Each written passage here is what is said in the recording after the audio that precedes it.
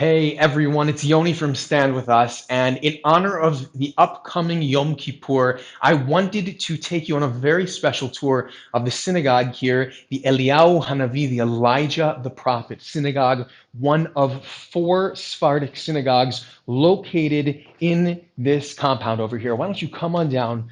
Go ahead, take a look in. I'll be right in after you. Like I said, it's one of four synagogues. Started off as one synagogue, and as the population grew from the 16th century onwards, the synagogue expanded as well. The synagogue that you're looking at right now actually started off as a Talmud Torah, as a school for children, and when they needed more space, that's when it was converted into the synagogue. But its name and its legend comes from a story that happens here one Yom Kippur, where as everyone is getting ready for Yom Kippur, they realize that in this difficult year that they were having, we're not certain what the circumstances were, in the difficult year that they were having, they were short one person for the minyan. They were short one man. They only had 9. And wondering what they were going to do, they took a look around and said, we'll wait a few more minutes, but then we'll have to go home. And just as they're about to leave the door, heartbroken, in walks a man with a flowing white cloak and even longer flowing white beard, there to spend the holiday with them. An incredible holiday is had, a joyous Yom Kippur of connecting with God, of atonement, of inner searching and understanding. And at the end of this holiday, they want to give their Savior, this hero of theirs, this anonymous man, they want to give him the first cookie and drink to break the fast.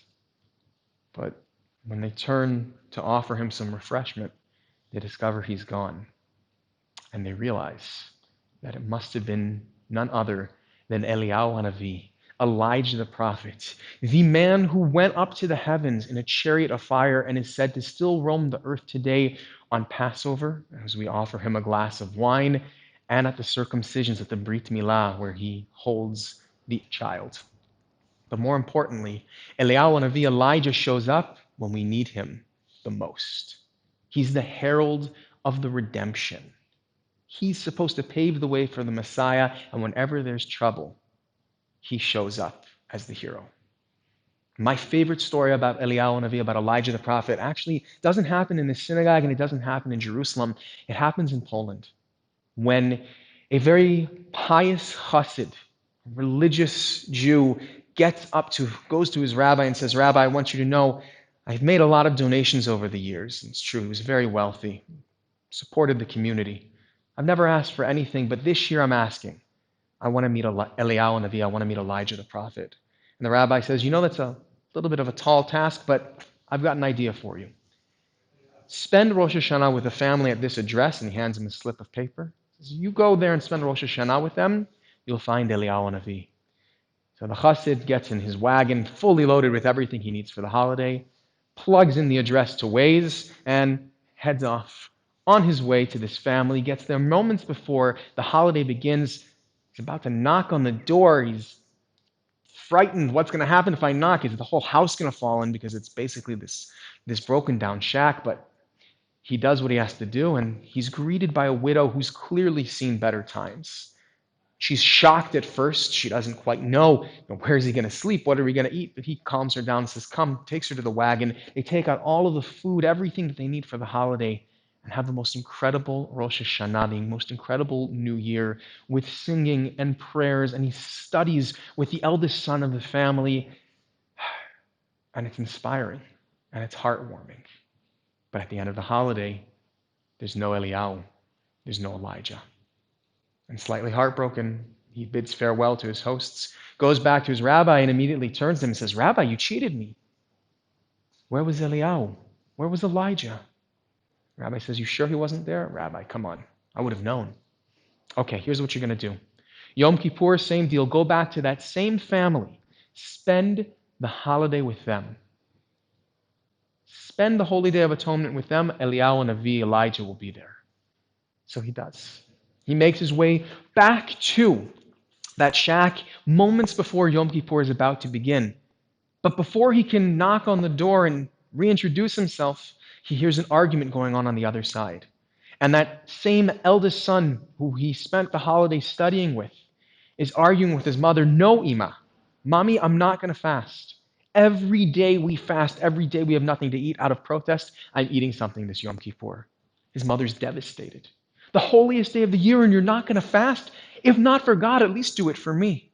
And it goes on, and the chassid is about to turn around and go home when eventually he hears a pause, and the son turns to his mother and says, you know what, Ima? I'll make you a deal.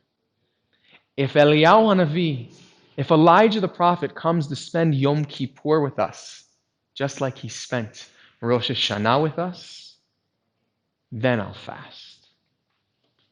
See, a lot of times in life, we're looking for Eliyahu Hanavi. We're looking for that Elijah figure, that savior, the herald of the redemption, to come and fix everything for us. What we have to realize, especially in a year like this, so full of challenges, so full of distance, is that we have to find the Eliyahu Navi, the Elijah the prophet, the Redeemer, the hero that's in each and every one of us. That little spark of light that we have. Because if we can all bring together our sparks of light, that's how we create the even greater light. The light, the lamp that will light the darkness.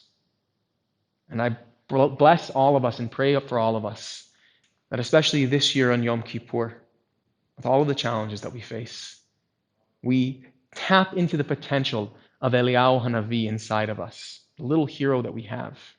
We step up to the plate when we see that there's somebody missing, not just from the minyan in the synagogue, but from the minyan of life. When a hero is needed, we need to be that hero. B'makom she'en ish, shtadel ata liot ish, in a place where there's no man, where there's no mensch, where there's no woman to stand up and change the world, you have to be that person. May this be a Yom Kippur, not just of atonement, but of fixing, of making the world a better place through our potential and through our light.